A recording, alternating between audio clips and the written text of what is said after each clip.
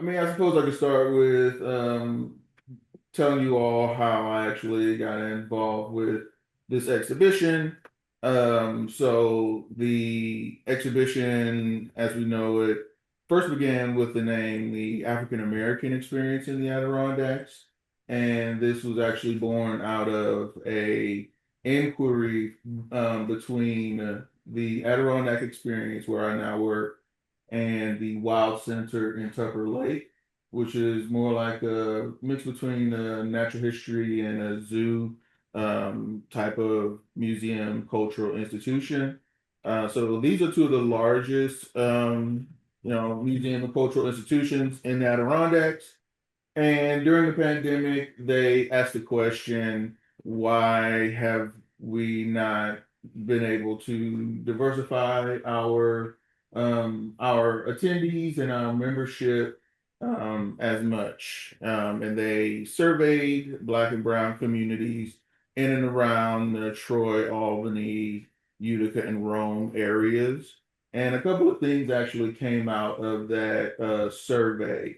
They interviewed somewhere around 220 odd individuals, families included, and a couple of things came out of that. This is how I began to develop my context around what this exhibition was born from. So, a number of things came up, primary among them, because there is a list.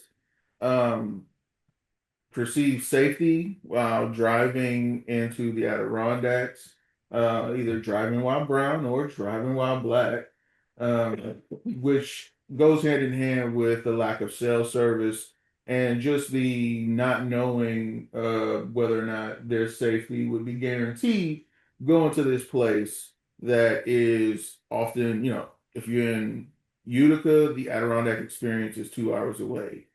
If you are in Albany, it's still 2 hours away.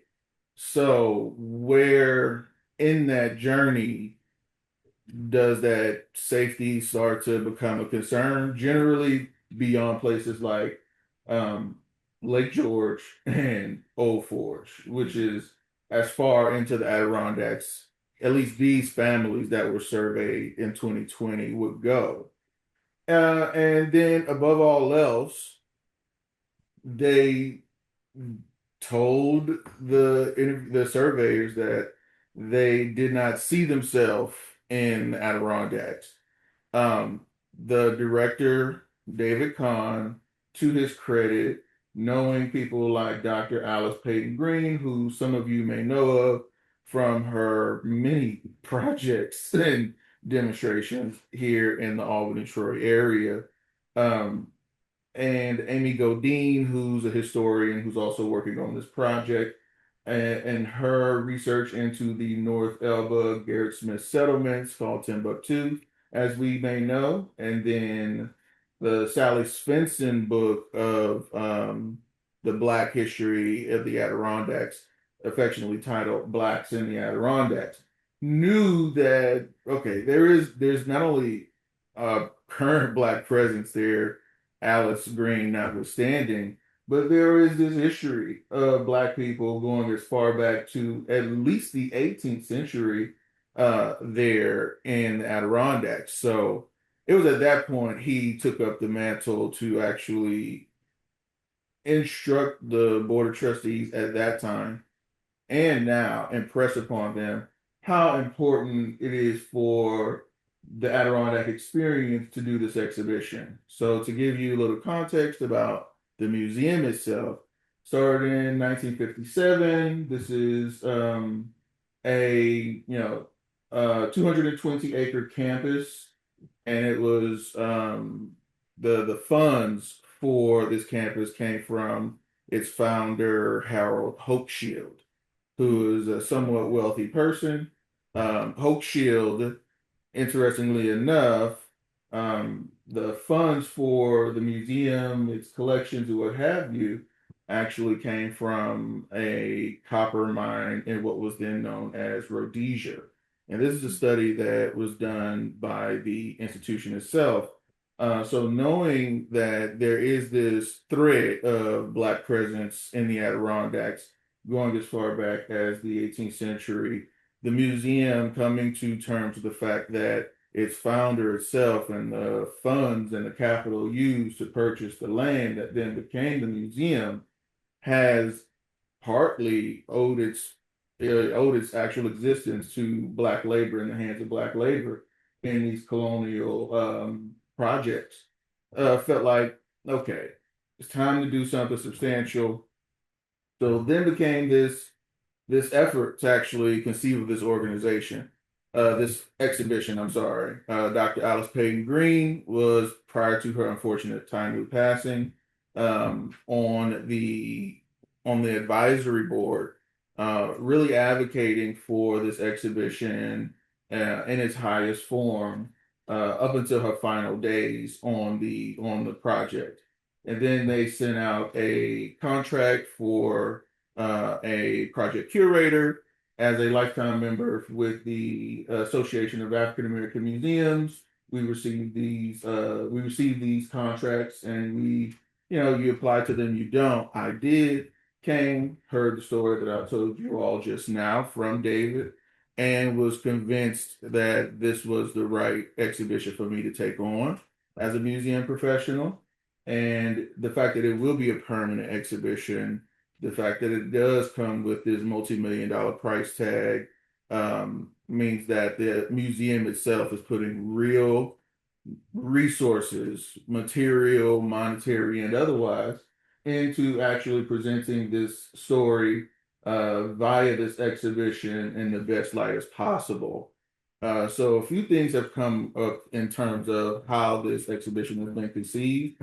As I said earlier, opening, as I mentioned before, the name of the exhibition at first was the African American Experience in the Adirondacks, but now it's the Black Experience in the Adirondacks. That was a purposeful change on my part. It's kind of bold of me to come in, 4 years after they start the thing and say, "Hey, you should probably change this." But as I've actually gotten into the research and gotten into the community, talking to people, yeah, I learned, okay, while it can be said that 18th century, 19th century, and parts of the 20th century, yeah, we can attribute those experiences to African Americans. However, once you get past the 19th century into present day Adirondacks,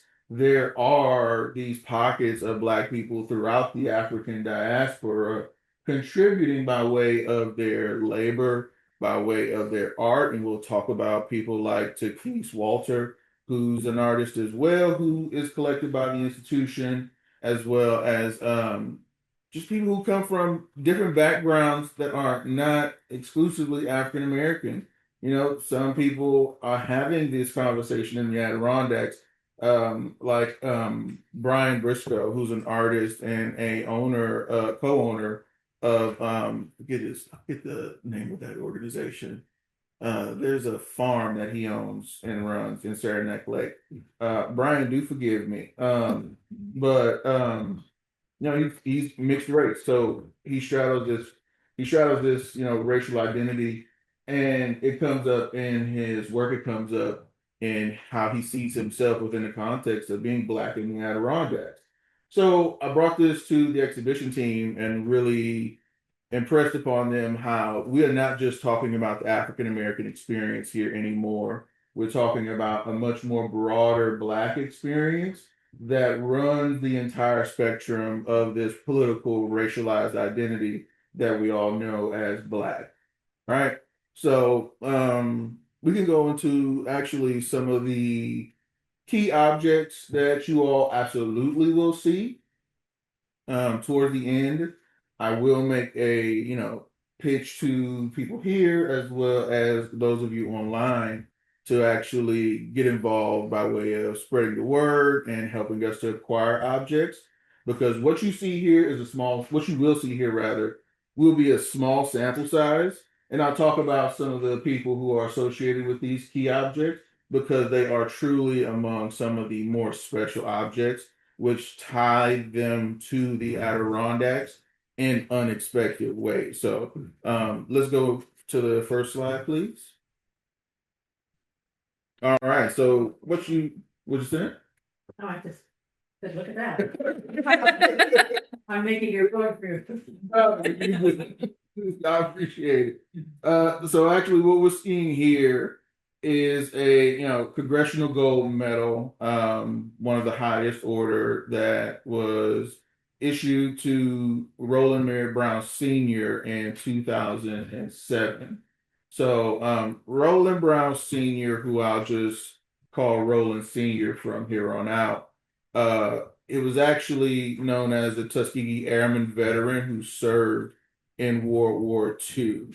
So he served as a B-25 bombardier navigator in the 477th Bombardment Group, known as the Black Bombers. So I can tell you a little bit about Roland Sr. and then go over, just some of his career. But this medal is on display at the museum currently.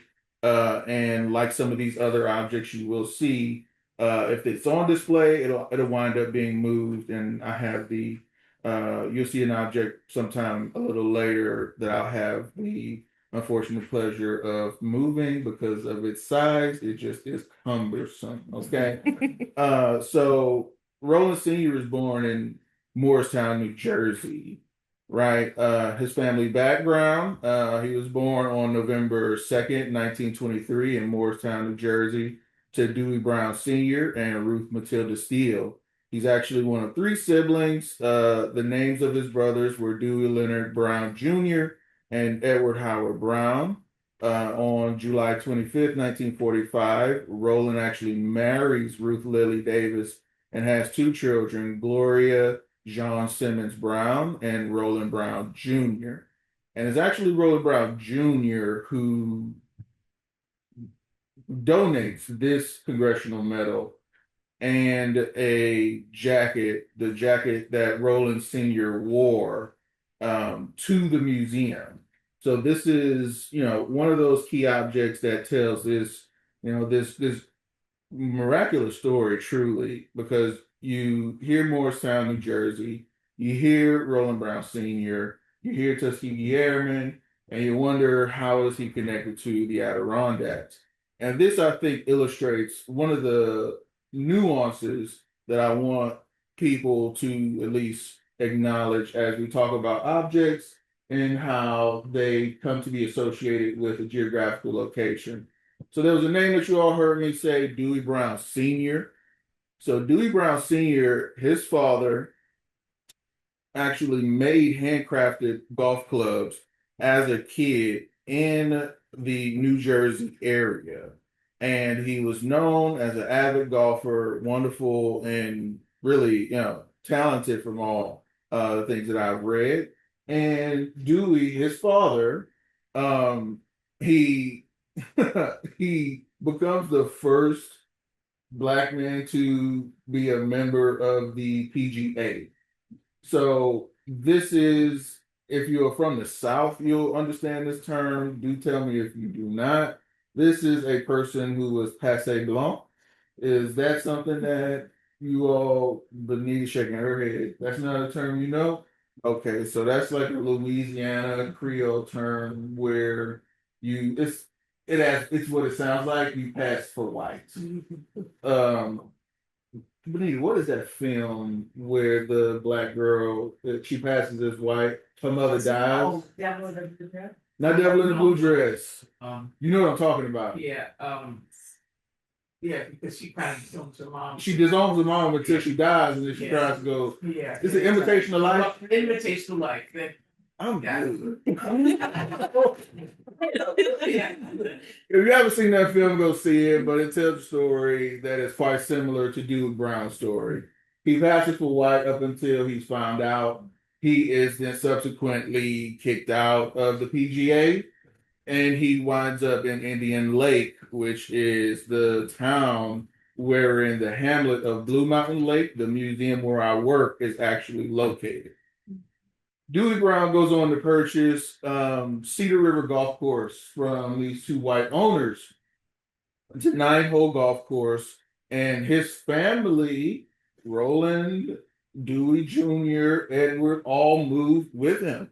So that's how we get this Tuskegee Airman connected to the Adirondacks, which is actually through his father, who was unceremoniously kicked out of the PGA. He was later reinstated and then claimed, celebrated to be the first Black person to be a PGA member, after they kicked him out. Um, but then goes on to own this nine-hole golf course, continues to make golf clubs, had brought soul food to the Adirondacks at Indian Lake, and worked and lived there for some time before he then goes on to retire from that business. But back to Roland, right? So, in terms of his story, Roland actually graduated from Morristown High School in right around 1944, and at that time, he is he tries to go into Drew University for engineering, a private liberal arts university in Madison, New Jersey. And the start of World War II actually interrupts Brown's program, and he began basic training at the Tuskegee Army Airfield in Tuskegee, Alabama. So, this is a Black man who actually worked in the Army, or in the Air Force rather, during a period of segregation that was imposed on him. And while in Florida, where they shipped him to lay tarmac for runways and airways, worked in this 100-degree heat. He applied to and was admitted and eventually graduates from flight school. And he served, as I said earlier, in the 477th Bombardment Group known as the Black Bombers. However, he never saw any action during World War II, and that's because at the time of his training, his regiment finishes their training, the European War theater sort of comes to an end, and then while they're in while they're in transit to the West Coast to join that portion of the war, the war ends due to, as we all come to know, the bombing of Hiroshima and Nagasaki. So, never having been deployed, what does he do? He returns to his studies at Lafayette College in Easton, Pennsylvania. He later went on to earn a living as a professional engineer with the United States Army Electronic Command at Fort Monmouth, New Jersey, for over 30 years. And then he retired in 1981 from the United States Army. A couple of his key achievements actually include, and this, is a testament to what goes into the criteria for the Congressional Gold Medal. But then, these also life accomplishments. So he was a cadet in the aviation program. He's a graduate, retired with the rank of major. He's a former trustee at the Lafayette College from 1975 to 1990. He also served as president of the Flagler County Afro-American Caribbean Heritage Organization in Florida. And when we think about people like Roland Brown Sr., and their relation to this story that we're telling with respect to the Black experience in the Adirondacks, um, it really is a testament to the diversity of Blackness as we know it. And I say diversity with the intent of communicating something that I've learned since being here curating this exhibition, which is that when I tell people I'm working on this Black exhibition in upstate, they often say, "Oh, really? That's good. We should know more about prisoners." And I'm thinking, "Oh my." This association with going upstate and you hear Black and then you immediately assume that I'm doing an exhibition on prisons was telling. So this goes to a bit of a testament of what David Kahn knew of with respect to what they have in their collection that testifies to quite the opposite. Now, we will tell some of those stories, and we're going to focus on the humanity of those who are incarcerated. But You have Tuskegee, you got people who have Tuskegee Airmen, you know what I mean? Live in an Indian lake, and their presence in the Adirondacks is a testament to just how many different stories have yet to be told, and just how much of a I would say detour from the commonly accepted notions of what it means to be black in the Adirondacks there are to expose our visitors to. And that's one of the things that I'm excited about. One of the next things, please, next slide, that I'm particularly interested in is the work of this woman whose name is Takese Walter. She's a Jamaican immigrant. She is, a person that attests to her having a different experience from a black person who's not an immigrant. Again, going back to the reason why I felt as if the name should change from the African American experience in the Adirondacks to the Black experience. Because here we have one of Takesa's paintings, which the name escapes me right now, but Takis is a landscape artist. She works in the style of en plein air. For those of you who are not our historians, it is as it sounds. We are pretentious. I apologize. It's just en plein air painting. That's really what it is. This person with an easel and the peace that comes with being in the Adirondacks, sits on a stool and just paints. And this is one of the products. So really what you're seeing here is Takesa's connection to the land and to nature. She has a passion for art and finding that time to be creative. And it's that finding and it's that time that I really want us to focus on when you look at a painting that comes from an artist like Takis. Because to do an in plein air painting, you have two things. You're working against the sun, one, two, you are stationary. And I want us to just sit with that for a moment because when you're doing these landscape paintings in the Adirondacks, within the context of the Adirondacks being a place or a playground rather for the wealthy, um, where if you are not wealthy, you're generally working for someone. You hear of artists all the time, um, writers like was it Ralph Waldo Emerson and Walden Pond, and how his time spending out there building his own home really leads to all these different realizations about himself, the human condition.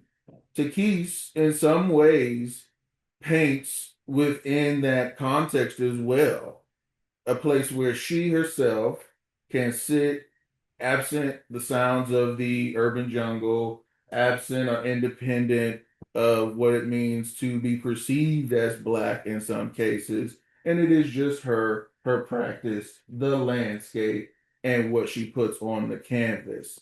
So she's balancing in real life being a mother and being an artist.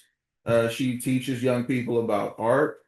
She talks about being a model as a black woman in landscape painting for other young black people. And she talks about connecting them with nature. She also teaches technical aspects of landscape painting. There at the Albany Institute for Art, there is, I believe, a a milestone show for the Black Dimensions in Art Artist Collaborative. You can see some of her work there. She works with them and the Nature Conservancy. She's fallen in love with the Adirondacks and her experience at places like Chapel Pond. So again, we're seeing a black person nurturing their connection to the landscape in ways that do not tie them to the place solely through their labor. Now that we can have some conversation about the artist painting as a labor, um, but this is not the physical kind of labor that we associate with the Adirondacks, that we associate commonly with Black people in the Adirondacks. So while you see this serene composition, that is making use of both the fore, middle, and far background. Um, Also understand, at least I would like visitors to understand when they see a piece like this.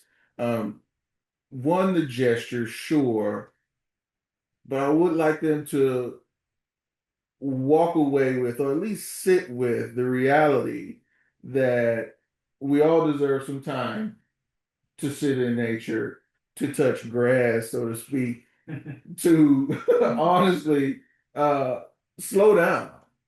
And that's what the Keys teaches the children that she also, instructs and trains.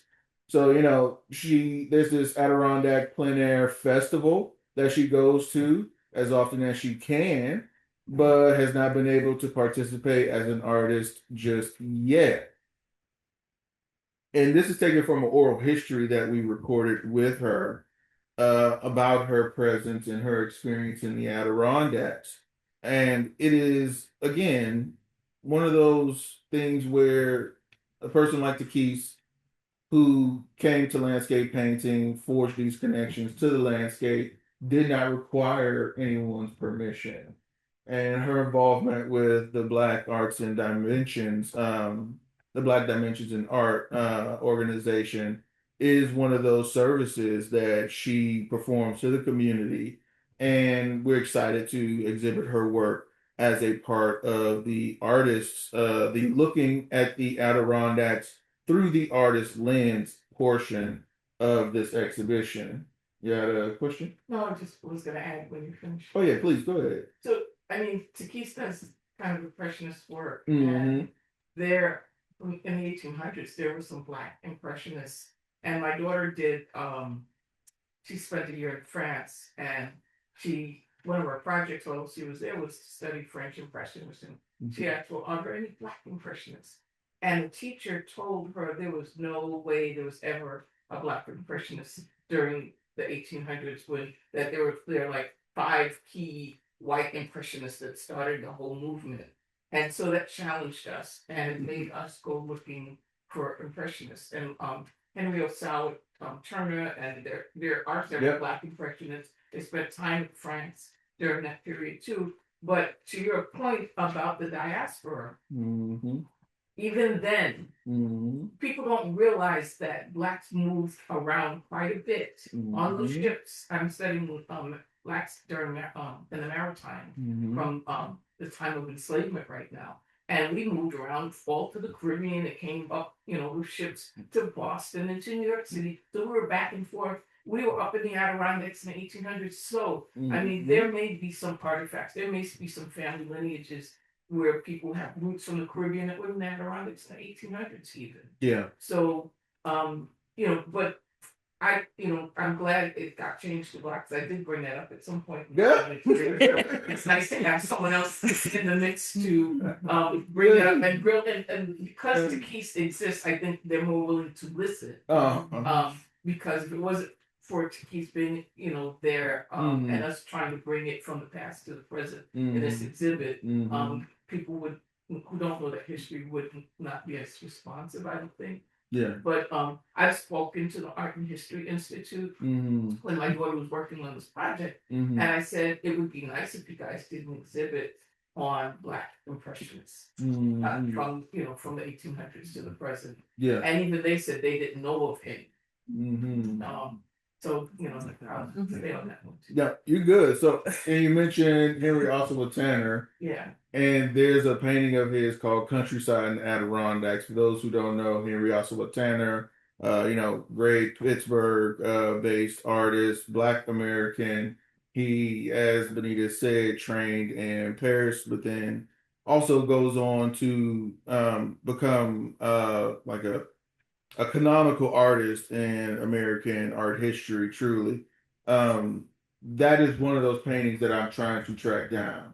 It exists in the public domain, so I can use the image, but I would really love, and I've talked to Laura Rice, the chief curator, about this, finding that Henry Ossawa Tanner and putting that next to Takis's work, because they're both landscape paintings. And then maybe Blacks who were involved in to river school. Mm-hmm.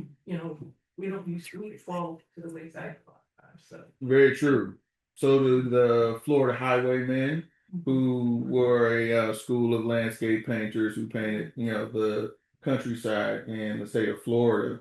So, it feels good to be able to curate like black landscape painting. Um, as you'll, well, this is something you all don't know about my curatorial sort of ethic, especially when I'm curating a exhibition from within the Black context.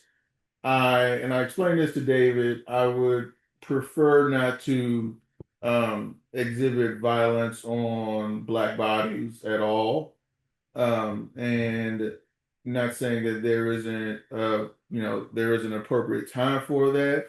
I really do I really do through my curatorial style approach an exhibition, trying to reach for somewhat higher fruit. Um, I mean, that sort of exhibition, you can communicate the gravity of a situation by showing that type of stuff. But I would much rather give visitors or challenge my visitors rather to reach for a higher understanding. And for me, instead of showing you violence on black bodies, I'd rather show you things that either provide you the texture of the systems impacting these black lives and experiences, or like a Takis Walter or Henry Ossawa Tanner expose you to the breadth of black art out there that is not necessarily rooted in the woes of racism or what it means to be black, but instead, as you see here with Takesa's work, if you don't know Takesa's black, you just see a beautiful piece.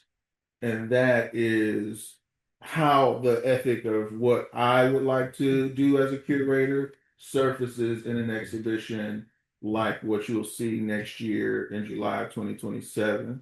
So, just some noteworthy stories that were taken from Takesa's oral history that I'll share is that Takesa's first introduction to the Adirondacks was actually at Chapel Pond. Her husband was in graduate school at the time, and she wasn't working. So they would take drives in the weekends since they didn't have a lot of money. One day they decided to drive north until they couldn't stop looking at interesting points along the way, um, on the highway as they went. Rather, they pulled off the highway to head to Lake Placid and came across Chapel Pond. Taki said she had never seen anything more serene. She'd think of it as her first love of the Adirondacks. Takis actually talks about a month-long gap in being able to make art in between her two child's births. She was speaking with another artist friend about it, and he told her to think of a time as filling a creative bucket. And when that bucket fills up, you can't help it, and the art will overflow again. That cyclical process has actually encouraged Takis in her art processes since then. And Takis talks about volunteering with youth organizations, like I said, in Albany, as a visiting artist to teach young people about artists in the Black diaspora. And then while talking about her own practice and inspiration, many of the students actually wondered where the scenes she had painted were located. And that is one of the ways in which Takis takes her art and practice, and through that art and practice, brings black students to, black artists, really, these children, to the Adirondacks. So here we have entry point that immediately flies in the face of the assumption that if you're black and coming upstate, you're going to visit a relative who is incarcerated. And just pause for a moment and consider the story that a kid in public school goes back to tell their classmates when they said they spent time this summer in the Adirondacks. And they said, "Oh, you want to go visit a relative who was in prison?" Like, no, I was doing landscape painting. What did you do? And you artists like Takisa doing that work, and through this exhibition, we're able to expose our visitors to some of these, again, more nuanced ways in which Black people are connecting themselves to the landscape. Some through, their labor, but certainly art is one of those spaces that we're going to touch on. And there's one more item because I could talk about this forever. Um, let's see. Okay, so this is that key object, Jeff, that I was asking if you've seen it or not yet. So Fulton Friar's closet. Benita knows quite a bit about this. You all got it in what, 2011? Mhm. Yeah, yeah. So what you're seeing here is actually a shack. Um, it's quite sizable. This image here doesn't really do it justice.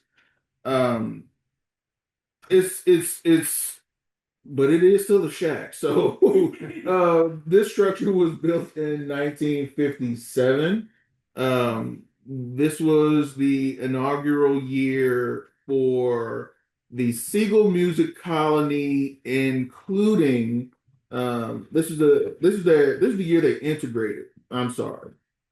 So 1957, a 17-year-old black singer who's a young boy at this time named Fulton Friar is admitted to the Siegel Music Colony in the Adirondacks for a summer to it was a training program for vocalists. And him being the first black student that they admitted into their summer program, um, the organization at the time, not wanting to agitate the how do I put this politely? Don't worry about it. I said you said it. So they didn't want to agitate racists and wanted to placate them. Mhm. So they decided to admit their first black, summer fellow, but where to house him became a big question. All right. This shack was their solution. And mind you, this is 1957. If you're blessed enough to have grandparents who are still alive, your grandparents they lived at this time. Okay. This was, as you see it now, not how it would have appeared at that time. It was actually built on the back end of a laundry facility. Okay. It has no insulation, but he was there during the summer. I don't know how important insulation. I don't know how important insulation would have been. It is important that it did have a roof, or that it does have a roof rather. Okay. The text that you see, it says, always welcome, always welcome, to the closet, the home of Fulton Friar, and Friar is a little bit faded. Now, mind you, this structure was slated to be torn down, and prior to my arrival, like in the early 2000s, the Siegel Music Colony reached out to the museum, asked them if they wanted the structure. David tells me the curator at the time said they would take the door, and he vetoed that immediately and said, no, you take the building, you take the whole thing. And now it sits in the museum. Inside are some of Fulton's favorite Bible verses. And when you come to the museum, especially you all online, when you all come to the museum, hint, hint, wink, wink, you could actually see inside the things that he and his father painted, decorated with their own hands. You know what I think would be even more powerful because I've been in there so many times, but to show what the other people stayed in, and we don't have that in that exhibit. No. We don't show the contrast. No, we don't. Contrast. We're just imagining it. Yeah. Just about, yeah. Take some notes. So, when Fryer stayed in this separate room from all the other students. There's an addition built onto the laundry facilities just for him. He's the one who nicknamed it the closet. He was known to sing well. He became the lead singer of a group called the Harmonizing Four back in New Jersey. He did spend some time in the military. After leaving the military, Fulton moved his family to Silver Spring, New York, and he began a career in human services. So while in his 70s, Fryer actually visited the North Country to see the closet before it was moved into the museum. And some of the key achievements in his life, because he has since unfortunately passed. Um, on February 23rd, 1986, Fryer was ordained as a church deacon at the True Church of Christ of the Living God in Mount Holy in New Jersey, where he served for more than 3 decades. He was also an Air Force veteran, co-founder of the 101 Club, an organization where members were committed to donating $100 monthly and volunteering 1 day a month to actually serve the community. So today's Friars Closet actually stands at the Adirondack Experience, and it is a historical reminder of the racial inequality of the Adirondacks in the 1950s. Darren Woods, that was then the artistic director of the Siegel Festival, as it's known now. They actually worked with the museum to actually honor Fulton Fryer at the Siegel Festival, along with his family in attendance after it was installed at the museum.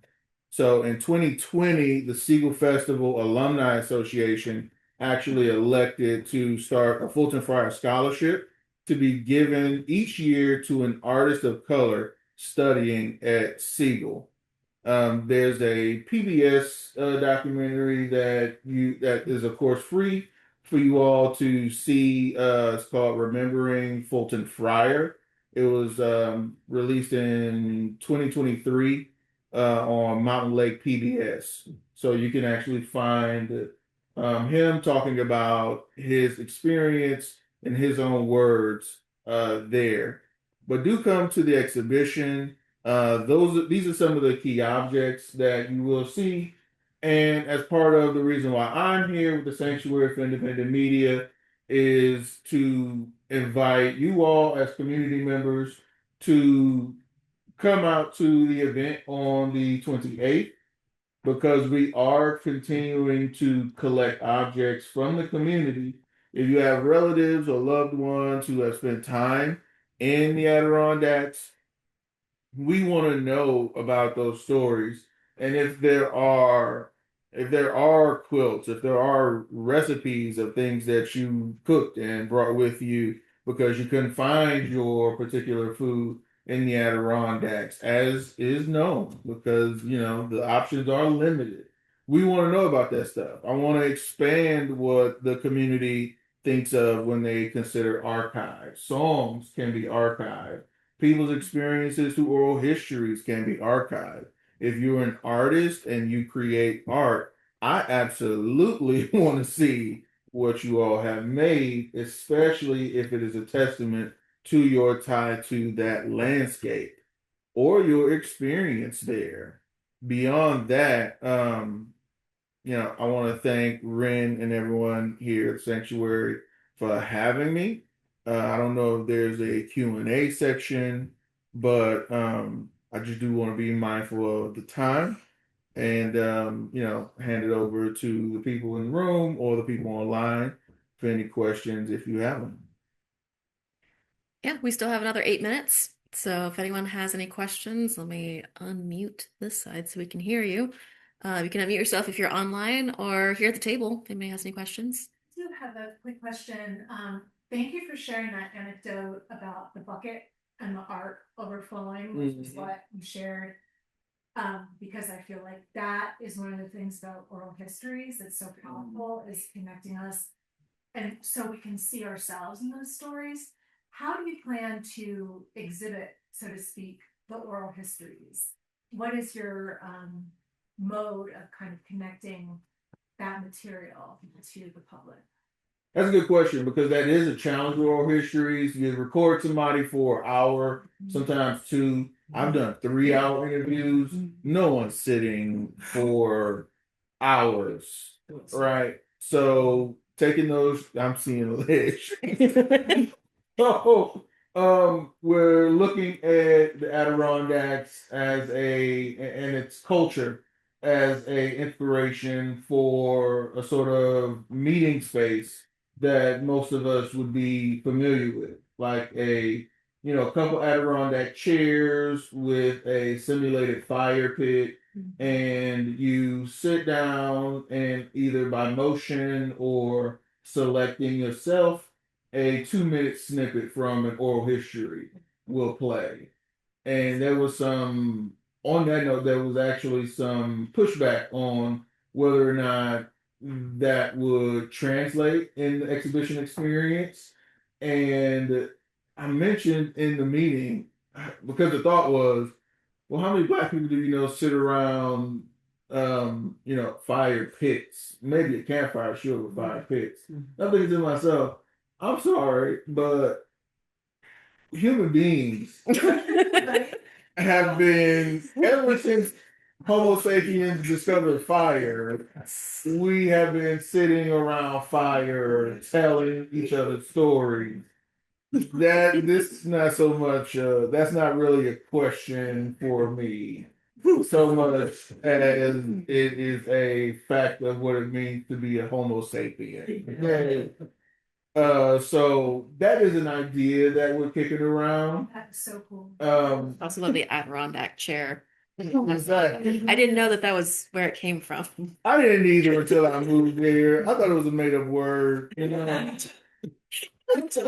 Even though I have 3 degrees, I'm always learning. I promise you all that. So, we're playing around with that sort of presentation of the oral histories. I saw something else that I really enjoyed that was done at the Anacostia in Southeast DC, where they had an exhibition called "Whose City Is It?" And in that exhibition, there's a talented curator, that brother whose name I'm forgetting right now, actually had a telephone booth in the exhibition, and you can pick it up and you press the numbers and you hear an oral history or a snippet. And I like that because quietly enough, and I think you all might already notice, you drive through the Adirondacks, you'll see a phone booth. And I don't think people really know if you're younger than 30, let me say. If you're younger than 30, you might look at a phone booth and not know what it is, but if you drive through the Adirondacks, you'll see like standing independent phone booths quite literally everywhere. So They still work? What's that? They still work? I don't know yet. I was gonna say, like, is that a thing? I thought about making a prank call on one, and I'm silly sometimes, and I was talked out of it. So I do not know, and I keep quarters in my car, just in case. But we're playing around with stuff like that. Mm-hmm. Cool. Okay. Any questions? It doesn't look like it. Oh, wait, there's something in the So thank you. yeah. It's a thank you. Yeah. Oh, okay. All right. I have a quick question. Please.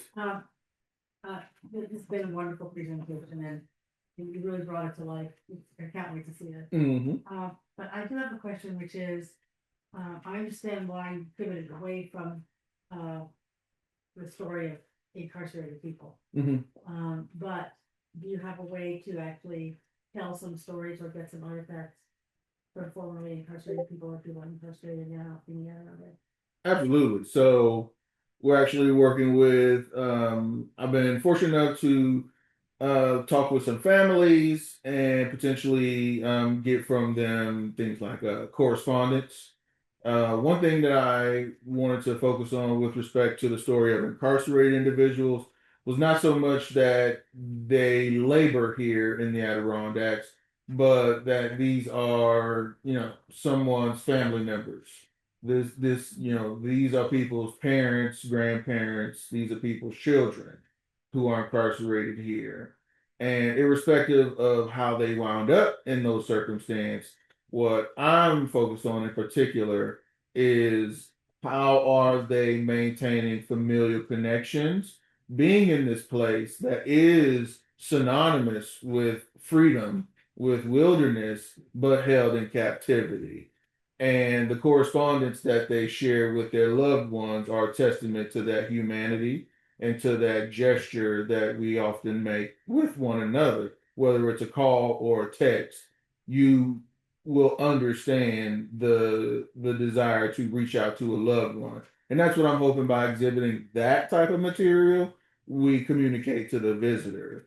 One other thing that we're going to exhibit comes from a collaboration with the Adirondack Writing Center, who some of you may already know. I think you may already know about them. Yeah, what about that?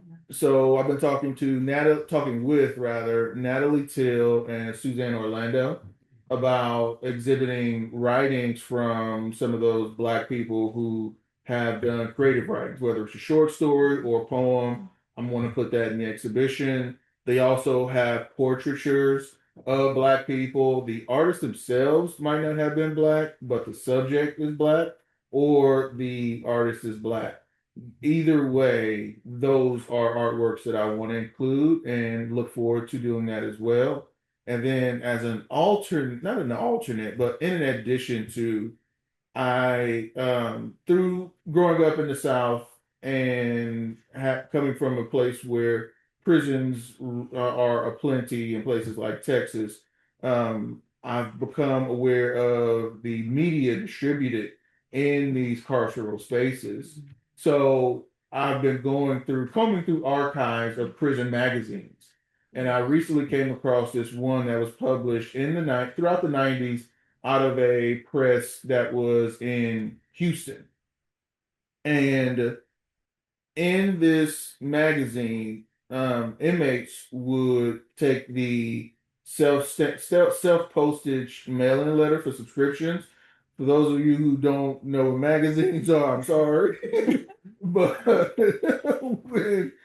when because it was self paid postage, they would draw artwork on them and poems and send them back to the magazine, and then the magazine received so many of them without the subscription info filled out that they just kept them and started publishing them in the magazine.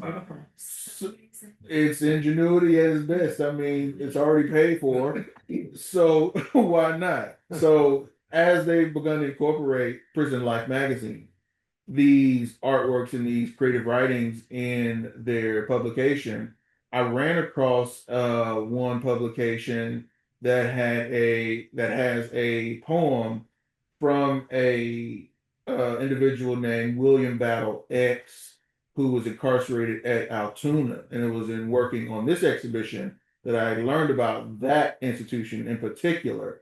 And his poem is all about his time reflecting on solitary confinement. And that is the sort of that's the sort of that's the sort of ethic with which I'm treating the story of incarcerated individuals. We could talk about, I mean, someone else is going to talk about the labor, um, but I'm more focused on how is the human being reacting to this context. And that is and just my personal belief and being the curator, that's the direction that I'm taking the story on incarceration in the Adirondacks. So you may have run across this as an organization called the Alliance for Families for Justice. Oh yeah, it was Sophia. Sophia Elijah. Yep. Yeah. Mm-hmm. So they do a lot of work in the Adirondacks. They're based in New York City, Mm-hmm. and they work with John Brown Lives, Mm-hmm. and they've had programs to find families that would like to take families or come in for long visits and take care of children and so on. But I'm sure Sophia can be a source of a great deal of creativity. We're talking. I haven't checked back with her since the new year, Yeah. but thank you for bringing her back up because that just means I need to check back in with her. I think she may have left the Alliance, but she's certainly in touch with it. Okay. Like maybe retired? Yeah. Okay. All right. Thank you. Yeah, they can give you her personal number. Okay. Send you her contact. I'll check tonight. I think you have a personal number. Okay. All right. Awesome. Well, it's 6:03. So we'll wrap up the recorded part, but we can still stay in chat. And then I guess with that, we'll say a big thank you to everybody who joined us online. This is recorded. We'll put it on YouTube. And thanks again, Charles. All right. Thank you for having me.